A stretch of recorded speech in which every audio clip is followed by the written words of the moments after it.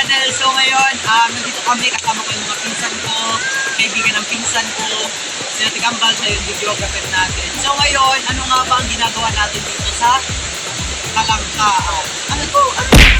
Carolina. Carolina guys. Sobrang lamig dito guys sa Carolina, napakaganda.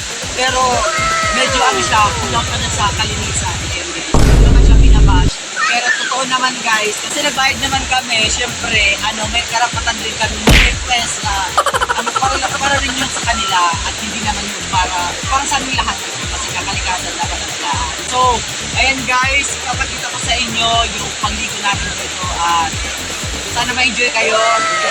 Alam ko, may enjoy rin ako. Dapat marunong ka mag-ingat kada yung pag-ingat ka.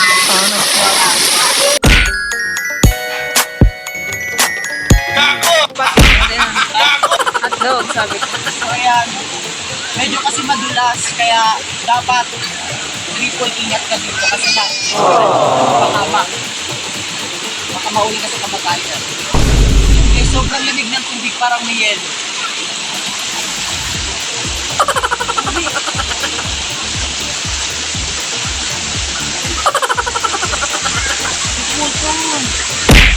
Putol talaga dito kaya, amat yan.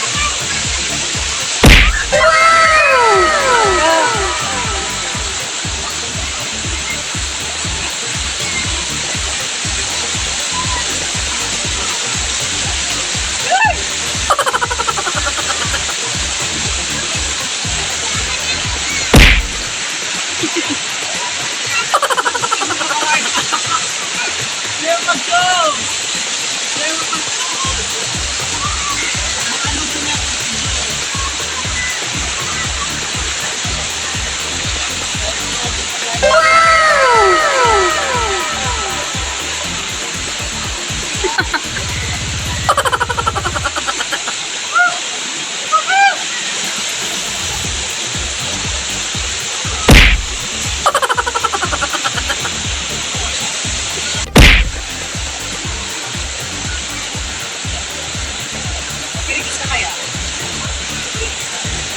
Paano? Ito na sindaong. Nga guys, nagsilong muna kami baka mabasa kasi umuulan. Ayan mo. Ayan kasi umuulan guys, sobrang baka mabasa kami kaya dito muna kami sa kasi nga baka magkalagnat kami. Kaya ingat-ingat tayo sa mga tubig guys. So ayan, sobrang lakas ng ulan. Ayan guys.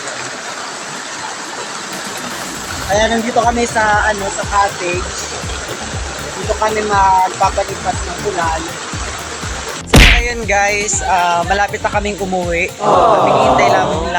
Hinihintay lang namin yung kasama namin kasi nga tinuturuan pa siya maglangoy kasi nga sa tanda niyang yan hindi pa siya marunong maglangoy kaya yung dalawa namin kasama tinuturuan siya. And dun sila guys to. So may nakalagay naman dito na bawal daw tumapon ng basura or bote sa tubig kasi nga baka makapahamak ng tao sa mga naliligo dito sa lugar na to. And guys, medyo gubat dito, napakalayo tong lugar na to sa sa Karangkang ba to? So meron naman po dito ang CR.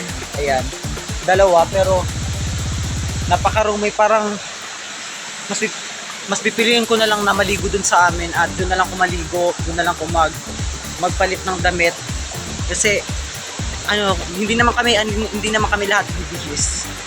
Magbabiyahe kami na basa. Ayun guys, tinuturuan siya maglangoy. Tumaas ko.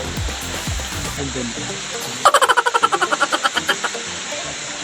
So doon na lang kami guys ang tawag ba noon? Doon na lang kami magbibihis. Kami na lang dito yung tao dito sa resort na to. Ayan. Pero napakaganda dito guys and mapahamak lang nga kasi nga yung mga bato madulas and syempre fresh yung tubig.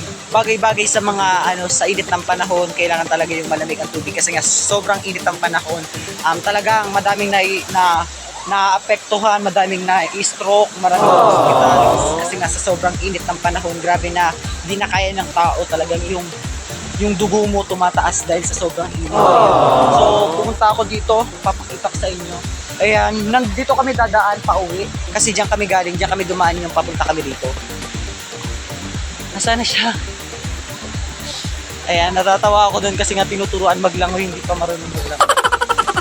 Sobrang lalaki dito guys ng anong tawag? Parang iba yung boses ko. Sobrang lalaki dito guys ng mga bato, and kung ako magkakaganto, mas lalong papagandahin ko pa kasi nga napakaganda talaga dito guys. Kulang lang talaga sa renovate ng ano na to. Kumbaga papagandahin mo lang, lalagyan mo ng mga design, lalagyan mo ng mga cottage, ganyan, tapos lilinisan mo lang kasi nga hindi naman siya totaling marumi dun sa tubig, pero dito talaga sa daanan madaming basura, kaya nag-request yung kasama namin doon na dapat sabihan yung mga nag-aano dito na dapat huwag tatapon ng basura.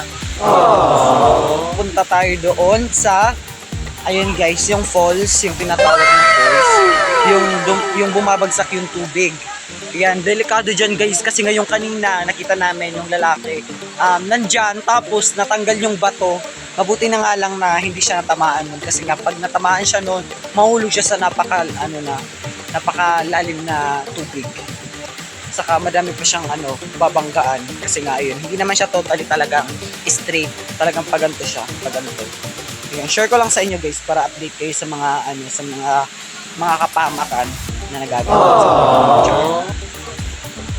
Ayan, so napakalinaw ng tubig dito guys. Ayan. Napakalamig. Ay, may butiki. Ano to, sira? Ay, puki. Mapapadarit na sa pako ang hama. Ayan, napakalamig guys ng tubig. Oh. Kaya delikado talaga guys mag-vlog dito. Kasi nga, napakadulas. Baka wala na akong cellphone pag uwi ko sa bahay. Kaya, nag-isip-isip ako kung hawakan ko ba yung cellphone ko habang naliligo or hindi. Ayan. So, basa pa yung damit ko kasi nga, napag-isipan nga namin na doon na lang kami bibihis sa bahay namin at doon na lang kami babalaw kasi nga wala ditong gripo, wala ditong tubig. Magbabalaw ka, tubig naman sa sana dito ka na lang nagbalaw. Kasi nga makatips, ang daming lamok talaga. Ayan. Time check, alas 3 na po ng hapon. Ang daming bote dito. Pwede kang kumuha ng mga bote dito sa ipabenta mo sa mga tindahan. Ayan, dami talaga guys, bote oh. Feeling ko yung mga dito, mga lasanggero. Mabuti na nga lang na kami lang yung nandito. Hindi katulad ng mga resort sa dagat. Ayan, napakarami talaga mga tao kapag na sila. Ayan, dito talaga dito bagay yung mga feeling lonely. Oh, wish you can love it that you owe me.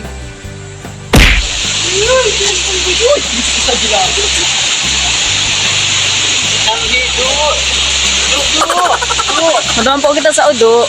Sinasunod ko lang ang Udo. Sinasunod ko lang ang Udo. So ngayon guys, mukhang dito na lang magtatapos ang ating vlog. And kung bago ka pa lang sa aking YouTube channel, don't forget to subscribe and click the notification bell. Comment down below para lagi kayong update sa mga susunod naming content. Bye bye guys!